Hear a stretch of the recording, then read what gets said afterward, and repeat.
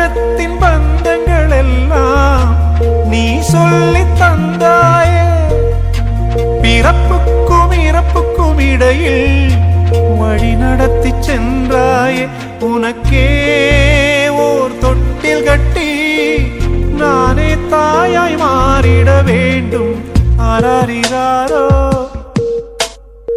நான் இங்கே பாட,